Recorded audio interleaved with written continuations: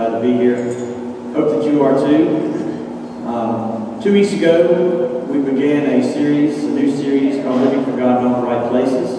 And those 2 weeks ago, we learned about what a life of worship was like. One that God would find acceptable, one that God would find pleasing. And the reason that we try to live a life that is acceptable and pleasing to God was so that He could give us victory.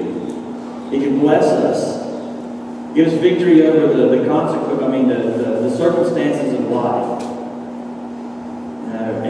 Then last week, Pastor Christopher he exposed some very valuable elements of what it's like to live in a God-centered community.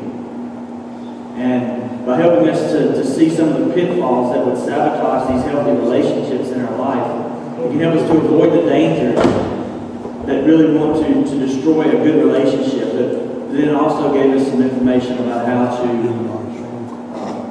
to begin the healing process of some of these places that we've been hurt in our life.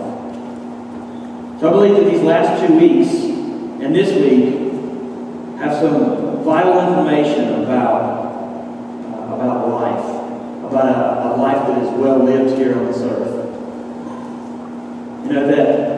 Maybe there's someone that you know, a family member or a friend, that could really use this information that we've talked about. They need to receive some healing. One day we're gonna take our last breath. We're gonna leave this body. We're gonna leave the earth, and then what happens? Well, as followers of Christ, as believers in God, then we believe that God is going to give us eternal life. He's going to give us a life that is full of joy, a life that is full of peace, a life without sorrow, a life without regret, a life with a deep, intimate relationship with our Maker, our Creator, Jesus Christ. And so if we hold this information that we've learned these last couple of weeks, and some of our friends need to know this stuff before they leave, then what is it that they need to know? This love of God is what we're trying to express to people. It's what we're trying to share with people. So what is it that they need to know about before we leave this earth? What is it that you need to know before we leave this earth? So I think that today's scripture we're looking at is going to give us a lot of information. And so let's go ahead and take a look at Romans chapter 10. This is starting at verse 1. It says, "Dear brothers and sisters, the longing of my heart and the prayer to God, and my prayer to God is for the people of Israel to be saved. I know what enthusiasm that they have for God, but it's misdirected zeal, for they don't understand God's way of making people right with Himself. Refusing to accept God's way, they cling to their own way of getting right with God by trying to keep the law. For Christ has already accomplished the purpose in which the law was given."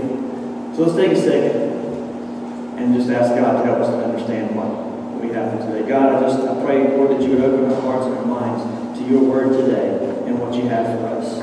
God, would you speak to us today? In Jesus' name we pray. So, what is it? Well, first, I think that if we look at what Paul was saying in the very beginning, it says that it is heart's desire. I think we can sense Paul has concern for his people. Maybe this is his friends or his family. He has this deep concern for them. And he says that he wants them to be saved.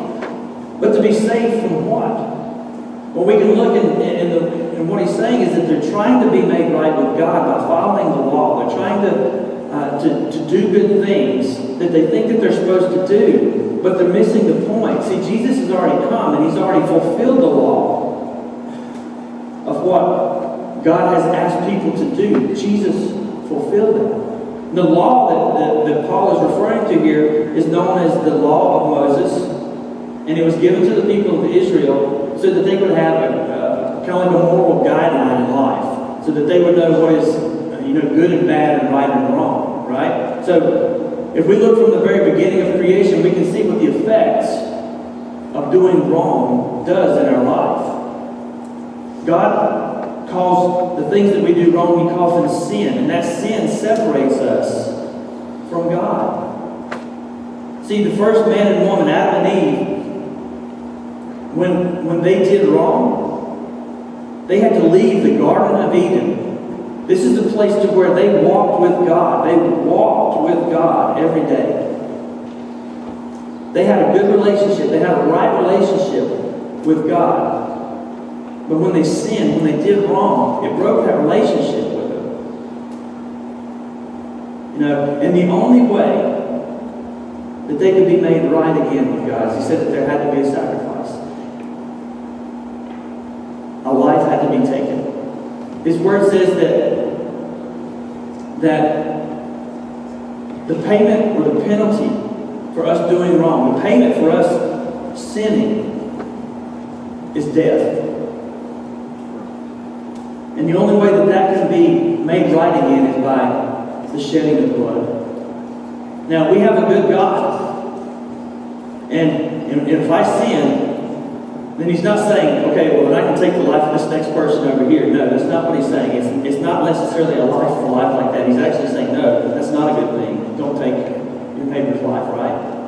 What He's saying is, He's saying because we sin, because we do God wrong, and that separates us, that there has to be a payment for it. So He says that instead of a human life, He says He loves us enough to say that, you know what, I'll let you can take this animal over here. And you can take the blood of that animal will be for the payment or remission of your sins. But that animal in itself, it couldn't be just any old animal that you find. It had to be perfect. It had to be, it couldn't have anything wrong with it.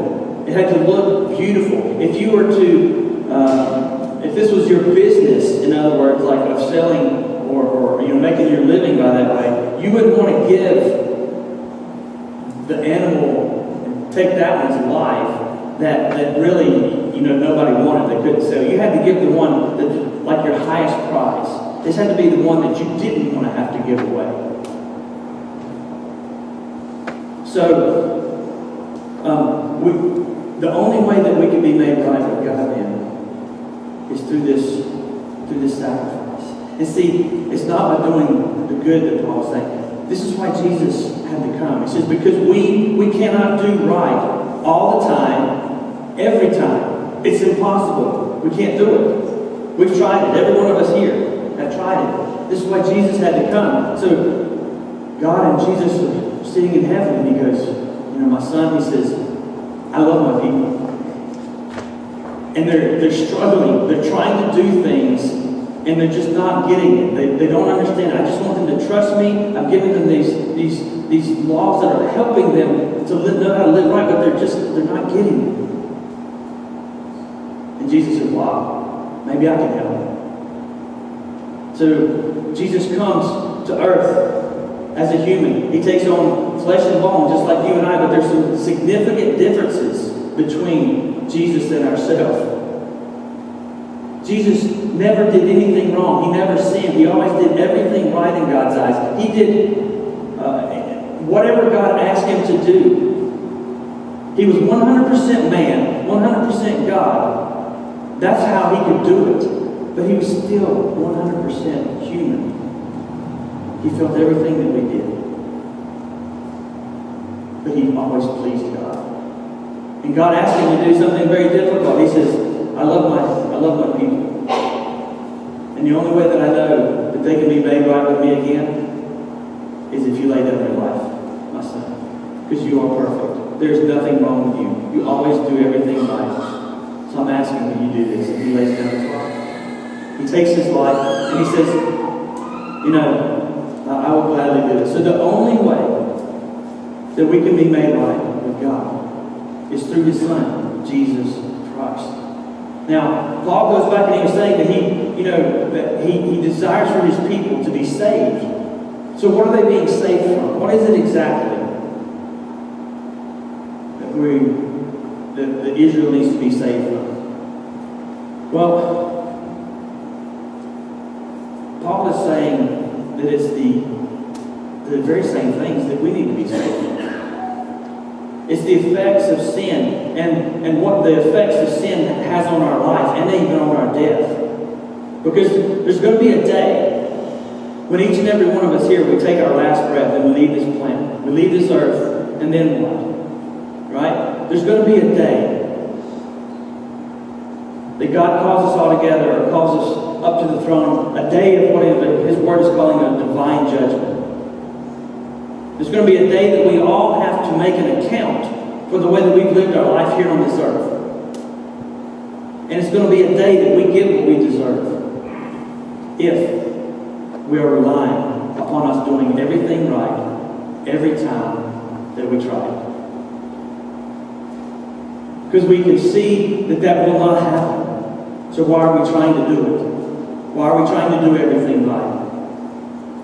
So that day can either be the day that we get what we deserve, or it can be a day of mercy and a day of forgiveness and a day of grace when we say, you know what, God, I tried to do these things, but I couldn't do them, and I trusted you, and I believed in your Son. I believed that He was the way that made me right. I believe He was the one that did everything right every time, so I'm trusting in Him. I'm trusting that He is the one that can do this, because I can't. Well, maybe you know somebody. Maybe you have a friend, that has this type of thinking. They think that they can, if they do right enough, that's going to give them good standing with God. Maybe you think that way. Maybe you think if you do enough good, that it's going to outweigh all the wrongs in our life. What Paul is telling us is this is misguided thinking. It's not the way that we're made right with God. He's telling us that it is through Jesus Christ, it is through the belief in His Son we're doing is the way that we are made right with God. So if this is the case, if we are to tell the information that we're learning, the information that we need to know before we leave this planet, before we take our last breath, is that God wants to save us. He wants to give us freedom. He wants to give us, make us right with Him. Then who needs to know this information? Who is it for? Is it just for the people that are in the know? Because how do they know unless somebody tells them? Well, verse 4 goes back and it tells us that it's very clear who this information is for. That it is for all people. It is for everyone. It is for anyone who will listen. It is for anyone who will believe. But it didn't always seem that way. See, in times past, back in the Old Testament, God was known as God was known as Yahweh. And He was the God of Israel, the God of the Hebrews, the God of the Jews. But something changed. And here in these surrounding verses of Romans chapter 10, and the chapters surrounding this as well, Paul is telling us that even though that Israel was God's chosen nation, that not everyone who was born into the nation of Israel was God's children. And why was this so?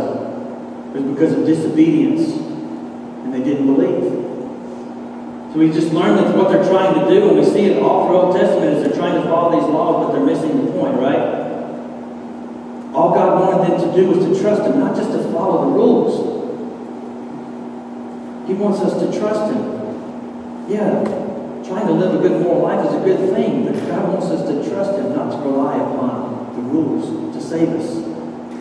So what did some of them do? They ended up going to begin worshiping other gods. And all God wanted them to do was to claim God for their own God. The only God. The way that He is even today. And that's what He's asking of us as well. So, what happened? Well, when they didn't believe and when they were disobedient, what did God do? He opened up His love to share with other people and other nations. And we can see that this even clearer when Jesus came into into the picture. Because what had happened then is Jesus, he said himself, he says, I've come to seek and to save the lost. I've come to seek those who are outcasts. I've come to seek those who have been hurt. I've come to seek those who have been shunned by the religious leaders. I've come to look and to help these folks that need to hear about God's good news. That He loves every one of us, and He wants to forgive us of our sins. Now, just to kind of recap what we've talked about. What is it that God is offering us? God is offering us eternal life. He's offering us forgiveness of our sins. He's offering us a way to be made right with Him before we leave this earth, right? So then who is it all for? It's for everybody. Right? It's for anyone who will listen. But how? How does this happen? Is there a 12-step process that we have to go through to get to this place? Is there something that we have to do? I think not, because we just learned that trying to do things really doesn't do that. So how do we go about this? Well, if we look a little bit further, right on down the next section in chapter 10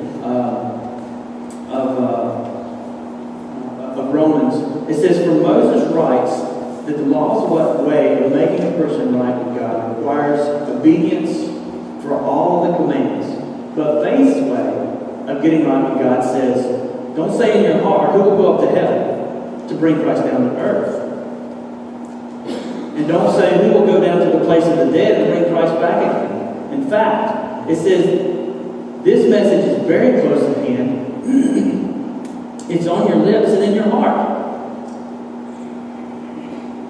And that message is the very message about faith that we preach. That if you openly declare that Jesus is Lord and believe in your heart that God raised Him from the dead, you will be saved. For it is by believing in your heart that you are made right with God. And it is by openly declaring your faith that you are saved. As the Scriptures tell us, anyone who trusts in Him will never be disgraced. Jew and Gentile are the same in this respect. And a Gentile is just someone who was not of the Jewish descent. So he's saying everybody is in the same here. There's the same respect, that they have the same Lord who gives generously to all who call upon Him. For everyone who calls on the name of the Lord will be saved. Amen. So, I think what more to say? The Scripture, basically, it just lays it all out there for us. All we have to do is just believe in our heart. There's no 12-step process. Believe in our heart and confess with our mouth that we believe in Jesus. Paul kind of gives some weird, saying up top, said that faith's way is not saying, who's going to go to heaven and bring Christ back to earth, or who could, don't say in your heart, who's going to go to the place of the dead and bring Christ back. What is he talking about there? What does that mean? He's just saying that, who can do such a thing? That can go up to heaven and touch God and then say, come back to earth. Who can do such a thing as to go to the place of the dead and bring someone back to life? It's talking about doing. We can't do it. It says it's already been done. Only God can do these things. Only God can do the things that He's just saying. It's not that far. It is on the tip of our tongue, and it's in our heart. And all we have to do is just say it. So it's not magic words either. It's nothing, abracadabra, nothing of that. It is very simplistic. It's really, even before we say anything at all, it's already in our heart, isn't it? And all we're doing is just confessing it. It's saying what our heart is feeling already. It's not even saying the right prayer, even though the prayers are good. And we need to have those. We need to pray. But He's saying it is believing in our heart is what makes us right with God. It's trusting in who He is, who He says He is. Now, I guess this is kind of a place to where I want to tie in what we're talking about this week. And we talked about worship, we talked about community, We're talking about outreach this week. And I think this is the place to where I'm really hoping that every one of us here are challenged. Every one of us who have already made this confession, who have already believed in our heart. And I think these words again here, right here, that we're getting ready to read, are going to challenge us enough as well about why we want to reach out to people and tell them this good news. So let's go ahead and read a little bit further in the book of Romans here. He says, but how can they call on Him to save them unless they believe in Him? And how can they believe in Him if they have never heard of Him? If they've never heard about Him? And how can they hear about Him unless someone tells them? And how will anyone go and tell them without being sent? That's why the Scriptures say, how beautiful are the feet of the messengers who bring the good news. So you see, we have this information, this vital information that we need to have before we leave this earth. And if we believe it, why are we not going out and telling it? And some of us may be doing it. But maybe some of you recognize this guy's name. It's Penn Jillette. If you don't recognize the name, then maybe you'll recognize his partner. They're known as Penn and Teller. They've done several things. I think they've been around since the 60s or 70s.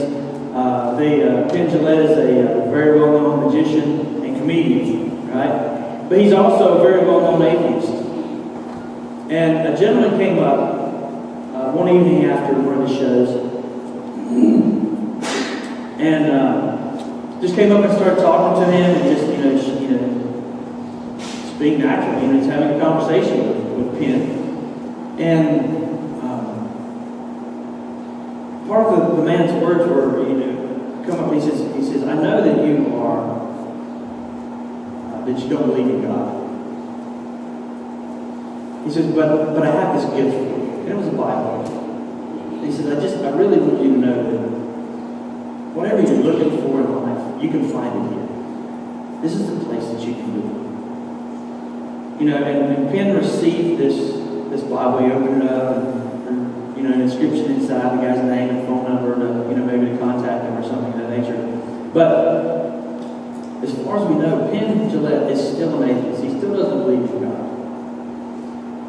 But this guy went up and he went out of his comfort zone, and he even acknowledged to someone, hey, I know you don't know God, but hey, here's a Bible. Maybe intimidating. But Penn went and he wrote he videoed a YouTube video to share about this encounter with this guy. And he says, this guy was so genuine. He was so authentic. It was just enticing. I really enjoyed talking to this guy, and he seemed very concerned for me. Penn goes on to say, he says, and I think he's talking to believers, I'm pretty sure. He's saying, if you believe this, why are you not out telling people about it? Why are you not going out and sharing this information that is vital? He goes on to say something pretty drastic. He says, how much do you have to hate someone if you believe this? Not to tell them that they're going to die and be separated from Jesus or separated and go to hell. How much do you have to hate somebody not to tell them this information? This is an atheist speaking to us. If you believe it, why are we not sharing it? Well, I confess it's intimidating. Sometimes it's hard to go out and do these things. It's hard to step out of your comfort zone. It's hard to, just feel like you can say the right words because, hey, we already figured out that we're not going to say the right thing at the right time all the time, right? But really living a life of faith and sharing our faith is really, it's just like living life like Jesus would live life. What he would do is he would go and he would see a need in somebody. He would go and then begin to engage with them and address it. Building relationships with them. Sharing life with them. And then inviting them to go deeper into life. And then as they begin to get this and they get to understand, they see why Jesus had to come. They see why God's love is about, then they go out and they begin to tell other people. Then those other people tell other people. And those people tell other people. And the gospel is being spread. One person may make a difference.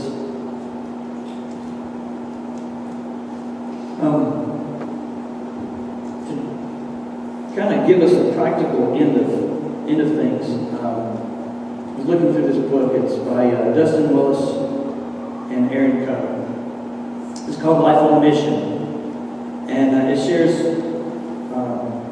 really about living a life that is intentional, about living a life like Jesus.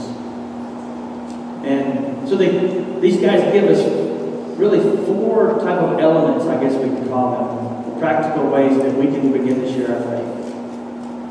So I just thought I could, help us today by giving this and show us really how easy that it can be to do these things. So, the first thing that Jesus would do, like we said, is he would see the needs around him. He would identify a need. He would identify a need. So what are the needs that are around you? What is your sphere of influence? Where do you go to work? You build relationships with those people. Sometimes you're forced to. You don't have a choice. But you learn as you interact with those people. You learn what their needs are. So you identify this need. Where do you go to school? What are your hobbies? What are your passions? What are the things that you like to do to where you can help to be an influence? These guys gave a lot of examples, like of real people's lives, through these 4 elements that I'm going to go through. But I'm only going to use one so it'll help us, to kind of keep on point here. So he tells us about a couple college guys, and this guy's name was one of the guys' names is Justin. So Justin and his friends, they all lived in this development. Together, they went to church together, and they went and they experienced a message very similar to what we're talking about today. Maybe it's more centered about this life on mission, right? And they wanted to be a part of that. They wanted to be able to do that. And so how did they do it? Well, they were overwhelmed. It says that they didn't know what else to do, so they prayed. And all else fails, pray, right? Well, I don't totally believe in that, but you know what I'm saying. Believe in that. You understand what I'm saying? Not when all else fails. Anyway, sorry about that. But yeah, so they began to pray, and what did they come out with? Baking cookies. College guys baking cookies. Man, can you imagine that? So that's what they did. They started baking cookies. They started packing them in, Ziploc baggies, and then they took them out to their development. And so they began to go, and they would share this and introducing themselves, and ultimately to a little over 40 homes that they said, and it was for the most part well received. And they come back together and they share about what they did, because they went out separately, and they shared. Like, well, what did they find? What did they see? What was the need around them? They said that almost 20 of those homes, almost half of the people that they went to, were single moms raising kids. So the next thing that Jesus would do, and these authors would tell us to do, once you identify a need, then you begin to invest in it. You begin to build relationships with these people. You begin to start just getting to know them. So how do they do that? So Justin and his friends, what they do? They begin to address some of the needs of what single moms might have. Start going along. We start raking the leaves. They're spending time, and it's over a period of time. So what else do they do? They start to invite their college female friends, and they come over, and they begin to offer free babysitting, so that these moms that are just exhausted can have a couple hours to relax on their own. See, these kids, they sacrifice their time. They sacrifice their time for the needs of other people. And this is what, Jesus is asking us to do as well, is to sacrifice our time, See, we have to be intentional about this as well, because, our calendars are full all the time. So we need to be intentional about it. And again, it's just building relationships. It's just like becoming a new friend with somebody. It has to be natural. You can't be forced. It has to be authentic. So you're just living life together. So, what's the next thing that they would do? Is they would begin to invite. They would begin to invite them. And this is something Jesus did all the time. Jesus was always inviting people to do stuff. He was inviting them to eat. He was inviting himself to people's house to eat. He was inviting people to rest. He was inviting people to surrender. He was inviting people to do all sorts of things with him in life. And that's what he's asking of us. How can we begin to get deeper with somebody? How can we tell them this news without the invitation to go deeper with them? So maybe somebody that you work with, or in school with, or whatever. Maybe you say, hey, you want to go grab a cup of coffee? You want to go grab some lunch? Or hey, maybe you want to go to our house, watch a movie, or something of that nature. And you begin to invest in these people's lives, invite them over. Maybe, hey, you're working at the food pantry, this Tuesday, and you say, hey, would you be interested in coming over and helping me with the food pantry?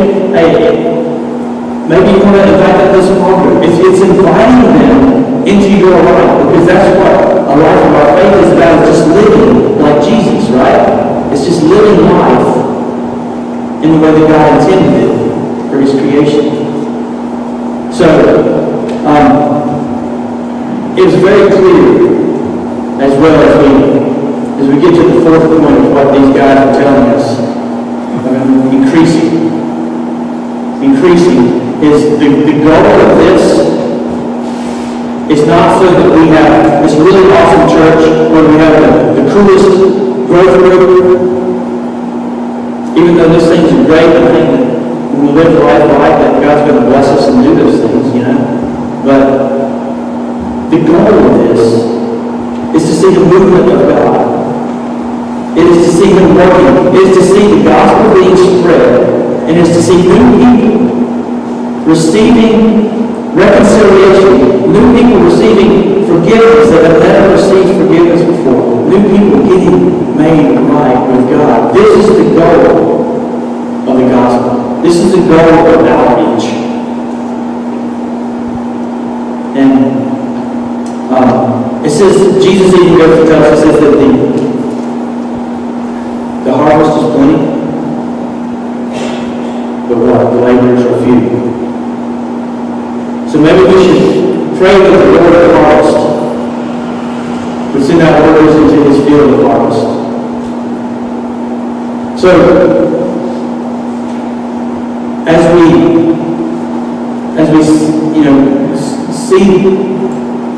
we see what Jesus was doing, as we believe in His mission, the way that He did things, and we believe in these ourselves, He goes on to ask us to pass these things on. It should compel us to go out and to tell others about this great love that we found out. So, as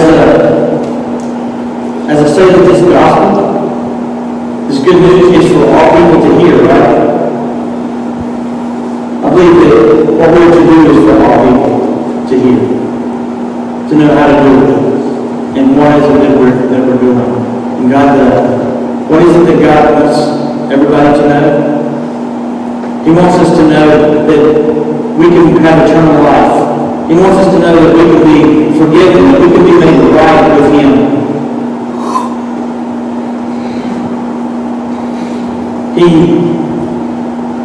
Who is this information for? It's for all people. It's for everyone that will listen, everyone that you can talk to, everyone that you can share this to. And, how does it happen? It happens because when we believe in our heart, we confess with our mouth that Jesus lived a sinless life, that He died on the cross for our sins and that He come back to life to give us eternal life. This is how this happens. And what do we do with it? We go out and tell everybody. We tell anyone who will hear us, so that this increase will begin to happen. We'll invite the worship team to go ahead and come on up. We're going to close out today in prayer.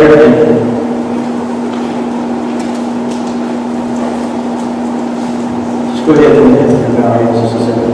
Heavenly Father, we thank you, God, that for this great gift that you offer to people, this incredible information, to know that we don't have to get things right every time, all the time. We're thankful that you offer us another way. We're thankful that you have asked your Son to do something difficult and hard on our behalf, and that He was able to do it. So now, as we believe in Him and trust in Him, when we claim you as our true God, we claim you for ourselves, Lord. Would you help us to live in such a way that pleases you? Help us to be engaged in these God-centered communities. Help us to love you and to be able to tell others and invite them into this place that you desire for your people, this design that you have created for your people. Lord, I pray that anyone who has been trying to get everything right every time, I pray, Lord, that their hearts and their eyes will be open today to know that it is much simpler. There is an easier way, and that's just trusting and believing in you. And Lord, as we shared just a moment ago, we don't have to say anything, Lord, you know in our hearts, but you're asking us at that point. So maybe today they would like to receive this great love that you have for them. And all they have to do is believe in their heart and say it. Confess it to you. Would you forgive them of their sins? Lord, for all of us who have already made that confession and we've already placed our faith and our trust in you and we're trying to follow you, God, would we be encouraged today and would we be challenged today to know that this information that we have is very vital, not only to our life here, but to the life that comes after. And I pray that you would help each and every one of us who call on the name of the Lord to go and tell others that they may do the same thing.